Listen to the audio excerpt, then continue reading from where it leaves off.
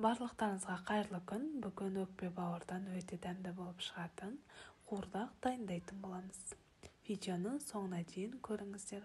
Ең алдымен өкпемізді, бауырымыздың барлығын жақсылап жуамыз. Керек мөлшерде етімізді қосып, бауырымызды пленкасынан ажыратып, бірдей мөлшерде турап шығамыз. Мен тоң майға істейтін боламын. Қалауыңызша сұйық майға да қуырсаңыздар болады. Етпен өкпемізді ең алдымен қуырып алатын боламыз. Қызарғанша, суы тартылғанша қуыратын боламыз. Керек мөлшерде тұзымызды сеуіп қуырамыз. Бауырымызды осылай суға салып қоятын боламыз.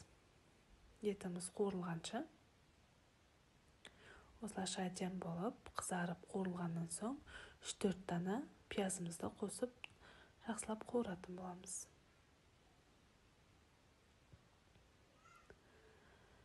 Осылайша қуырылып шыққаннан соң бауырымызды үстінен қосатын боламыз. Оған да керек мөлшерде тұзымызды сеуіп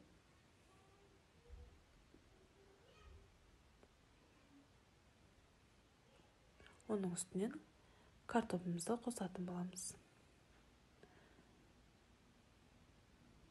Бауырымызда картошкамен бірге жылдам пісетін болады. Осылайша 20 минуттай бетін жауып, бұқтырып қоямыз.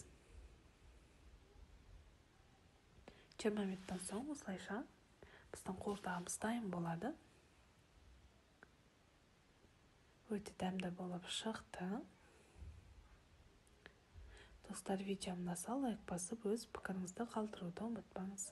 Сіз де дәл осылай дайындап көріңіз. Ас болсын.